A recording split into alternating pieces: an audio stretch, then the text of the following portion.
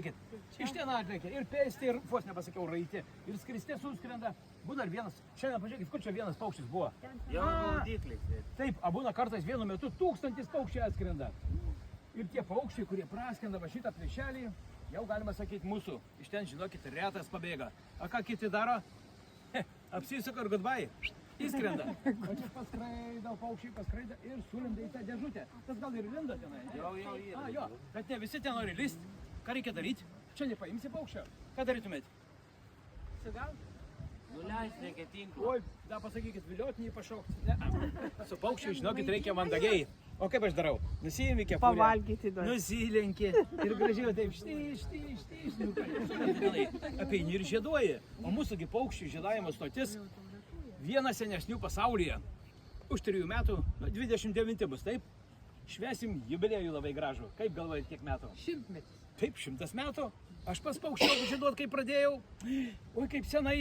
Bet kai dabar atsimenu, kokie geri metai buvo. Atsimenat? Nežinau, ne. Ko 78-ais? Ką, į darželį gal ėjot? Į mokyklą jau. O aš 8 klasėje buvau. Malėtų vidurinėje ant kalno tenai. Va, iš Malėtų 81 atvažiavau. 45 metai Ventės rage. O paukščiai žieduoja, čia gyveno 49 sezonas. Kaip galvojat? Nu kiek aš savo rankom paukščiauko jau sužiedavęs? 1 milijoną. O, būtent pernai rugsėjo mėnesį tapau milijonierium. Bet gaila, kad ne bankė. Va, nu jau. Man žinokit, anais laikais būt ir litais pravertė. O pasaulį paukščiai pradėti žieduoti dar 1899. Įsivaizduojat, prieš kažkokius tai 127 metus vienas Danijos mokytojas apie mane pagalvojo ir sugalvojo paukščių žiedavimą. Ir per tą laiką visoj toj žemėje buvo nemažiau kaip 100 000 žieduotojų. Nu ir kaip galvojat, kelintą vietą dabar iš to 100 000 aš užimu? Pirmą. Taip, būtent, esu daugiausia pasaulyje paukščių apžiedavęs. O daugiausia paukščių mes pagaunam kokiu metu laiko? Pavasarį. Nu, kad tik šnekėjom, arabai, prancūzai suryja mūsų paukščius, o jie nespėja daugintis. Mes Lietuvoje šitaip laukiam paukščių. Bet žinokit, sugrįžę į Lietuvą paukščiai labai gerą savybę turi. Jaunuoli, kokia geriausia savybė galėtų būti? O, pasidaugint geriau. Palauk, ateis laikas, tai dauginsimės. Pasidaugina ir su vaikais jau pradeda iš Lietuvos įskristi. Ir kada pagaunam pirmuosius būrius, nu kokį 50 paukščių, šiųmečių jauniklių, skaitome, prasidėjo rudeninė paukščių migracija. Ir kadagi pas mus jį prasideda? Gegužės mėnesį. Vienas iki gegužės mėnesį buvo, o šiemet prasidėjo birželio 4, O. pernai birželio 5. Ir pirmiausia, išskrenda mylimiausia mūsų paukščiukai, pamenat, dėžutės visi kėlėt. Varnėnai. Varnėnai, per šių metų birželį 16 000 varnėnų pagavom. Ir birželio pabaigoje mūsiškiai varnėnai jau sėdi Vokietijai už 1000 kilometrų. O tai ką čia mūsų braškės nuryja vyšnės trešnės? Jo. Nu ir kas? Iš šiaurėsgi. Leningradskiai, Pskovo rusai, Suomiai ir biškiai estų buvo. O Lietuvos varnėnai ką daro tuo tarpu, žinot? Dauginas. Kokią moralinę kompensaciją visi gauna, ne?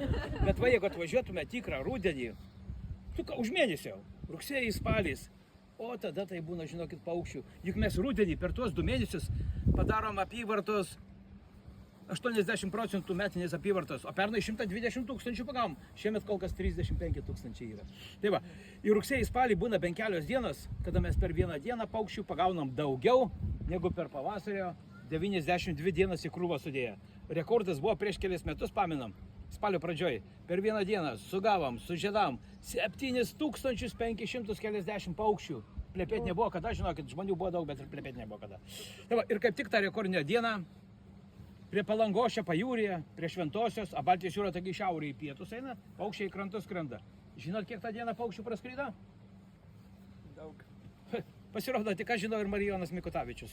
3 milijonai. O, ir jūs jau žinot, bet palaukit, 3 milijonai labai daug. Tiksliai nesuskaičiuosi, čia plius minus 5 paukščiai. Oi, per tiksliai, plius minus pusę milijono, iš karto aiškiau, ne? Tie paukščiai priskrenda Klaipėdą ir didžioji dalis paukščių nuo Klaipėdos į Kuršių neriją. Palei kopas, palei jūrą ten varo toliau. O ten anam krante 2 paukščių žiedavimo stotis yra. Bet įturi ne vienos nežinot. Man svarbiausia Ventės ragą visi žino. O tengi Juodkrantėje nuo 62 metų mažytė yra Neringos paukščių žiedavimo stotis. Ir tik 20 km į pietus nuo Nidos, nu, ne Lietuvoje, bet pirmoji pasaulyje. Ten viskas prasidėjo 1901. Dabar rusiškai vadinasi jinai Rybačiai, bet kai vokiečiai žinavo, stoties pavadinimas buvo žymiai gražesnis. Rasytė. Aha, bet kas iš to? Ten 2 žiedavimo stotis, ten 2 kartus daugiau paukščių skrenda, o mes Ventės rage paukščių vis tiek daugiau pagaunam, negu jie kartu sudėjus. A žinot kodėl? Valgyt norisi daugiau. O ko taip rimtai galvojat? Taigi Rusijos siena be vizų nepraleidžia. A mes išduodam, žiūrėkit, va, vizas. Visokių čia žiedų turiu. Kaip galvojat, kas ant lietuviškų žiedų būna įspausta? Data. Nei data, nei vieta niekada nebuvo spausdama. Adresas ir numeris. Kur čia su kuliorais matau? Kur čia visi su kuliorais spalvotais. A, jūs matau, reiškia, trumpą žiūrė. Matot, zoologijos muziejus, Kaunas, Lietuva. Tokį didelį nežiūrit.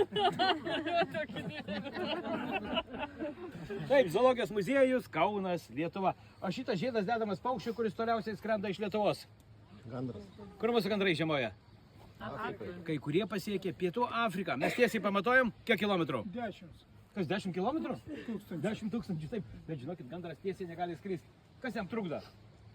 Vėjas. Koks vėjas, tengi viduržemio bala yra. Oi, ta jūra. Virš jūros termikai, nu, oro srovė, kuri pakelia gandrą 2-3 km. O virš jūros termikas nesusidaro. Todėl tie gandrai, kurie gyvena nuo vidurio Vokietijos į vakarus, nu, kad ir Olandijai, jų gandrai į Afriką skrenda per Gibraltarą, o visi lietuviški gandrai varo į kairę. Per Baltarusiją, Ukrainą, Rumuniją, Bulgariją, Turkiją, Siriją, Izraelis, Egiptas. Iš kairės apskrenda. Bet Sirijai, žinokit, Libanija jos apšaudo gerai. Tikriausiai matėte, ne? Nu, šauna ir numeta. Todėl ir sakau, tie vargšeliai ten Afrikoje pabūna gerus 4 mėnesius ir vasario pradžioj vienas gandras kitam sako, varom namo, Lietuvoje laukia mūsų. O kiek žinau, mes laukiam gandrų? Juk vieninteliai pasaulyje net įrašą kalendoriui turim. Gandro diena. Kovo? 25. O kodėl kovo 25? Žinot? Aha, nežinot, čia apie viską pagalvota.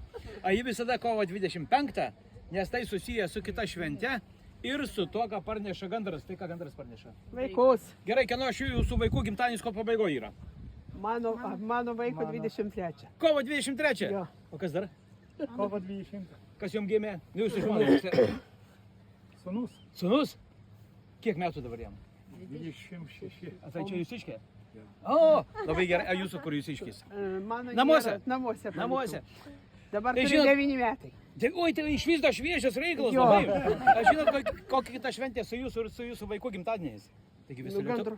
Ne, visą Lietuvą švenčiam, žinokit, į darbą neinam tą dieną. Netgi kalendoriui raudona pažymėta. Tik tai į laužus kūrenam Nu, tai naktimis. Zvestovanė 20. Lenkiškai Zvestovanė. Nu, trumpiausia naktis naktį. Ką jūs užmiršot prieš 10 metų, ką veikėt per Jonės, o jūs... Nuo Jonių iki gandro dienos 9 mėnesiai. Matot, kokios geros Jonės, ne? Ką jaunimas? Lietuvos ateitis taigi jūsų rankose. Jeigu jūs per Jonės vien per laužą šokinėsit, nu kas iš Lietuvos liks po 30 metų? Nu kas liks? Vien gandrai, jeigu taip dauginsimės. Nors ir Lietuva tankiausiai gandrais gyvenama šalis pasaulyje. 4 kvadratiniai kilometrai mūsų teritorijos. Vienas lizdas, nors prieš 15 metų buvo 3 kvadratiniai, tai nuo 20 tūkstančių iki 15 sumažėjo tūkstančių parų. Aha, paukščiai. Bet žinokit, tai tas gaudyklės, kur mes pristatom, paskiau dabar šitą kitą savaitę ten statysim, matot, stulpai. Į mūsų gaudyklės įkliūna ne tik paukščiai. Įsivaizduojat, ką mes dar pagaunam? Vienas toks veikėjas jau 2 mėnesius gyvena, nuo kurio bėgau 2 kartus. Ir šiandien mačiau vaikščią, oi, šiandien pėdsakus radau. Tai koks galėtų būti? Nu tas, kur ant butelė nupieštas. Stirna, kokie brėdis. Briedis. Va, pažiūrėkit, matot šitą krūmą, ne? Čia prieš metus varau, bet dabar patinas yra, ten buvo patelė. Nu, ne šitas, aišku, ne šitas. Kurgi? Va, pažįstama vieta. Pažįstama, o koks gražuolis. Nu. O prieš porą savaičių filmavau, pas man sodė buvo atėjęs. Teko bėgti muilą, nežinokit. Ir tuo metu aš tiesioginę transliaciją į Facebooką dariau. Ir bėgantis pat kliuvo. Tai per savaitę man peržiūrėjo 250 tūkstančių kartų. Tokie. Aha, paukščiai, iš mažesnių, žinokit, žvėrių. Į pačią dėžutę, atsimenu, vienas iki ryto ateinu, o mesgi darbą pradedam, saulė dar nepatekėjęs. Nusėdi barsukas, kitas iki keunė, šeškas, lapė, užsurišo, varlių tokių, rūpužė, nu, biški mažesnė, rūpužė, žaltys 1,20 m. Drugelių kartais tūkstančiai. O prieš 10 metų dabar Bairaktarus pradėjo, tuos lomžirgius žieduoti. Bet lomžirgių žiedo neuždėsi, ne? Tai ką aš darau? Nusipirkau toks vandenio sporus markeris, ant sparno numerėlis LT ir paleidžiu. Po mėnesio pagaunu. Tai pagaunu po mėnesio laumžygį. Tik esat matę laumžygį, a? Pas jūs savo tokias akis. Bet aš iš akių nepažinau. Gerai, kad numeris užrašytas. Ar rūpiuti rugsėjai, nu vasaros pabaigoj. Pro ventės ragas skrenda ne tik paukščiai, bet ir žvėrys. Nu, panelės, kokie žvėrys skraido? Nu, bet manaigi. Netopėžė. Šikšnosparnis. Taip, daugiau kaip 10 000 šikšnosparnių esam čia davę. Ir iš ventės rago vėliau šikšnosparniai rasti Lenkijai, Vokietijai, Šveicarijai, Prancūzijai, Didžioji Britanija. Pasirodo, 2000 km naktimis nuskrenda. O pavasarį ir rudenį pagaunam ir mažiausiai Europos paukščių. Ir kokių? Kalibrė. Jie tau visi apie Ameriką svajoja. Amerikai kalibriai gyvena. Ir Trumpas neįsileis mūsų, ne jūsų. Nykštukas. Kiek sveria nykštukas? 3 gramai. O, riebus 6, kūdas, super kūdas 3, o normalus 5. Nuskrenda iki tos pačios Prancūzijos. Aš žinokit, būna tokia atveju. Aš apžiedoju nykštuką, paleidžiu, o kitą dieną už tų krūmų jį pagauna. Nežiūrėkit, nesimato, ten už 300 km Gotlando sala Švedijoje yra. Kai lekia per jūrą, bet žinokit, ne savo noru. Aš žinot, kas jį nustuma? Vėjas. Vėjas ruronkai papačia 20 metrų, tai žinokit, net laiko svareliai mūsų. Daug paukščių jūroje žūsta. Gerai, apžiedot paukščių.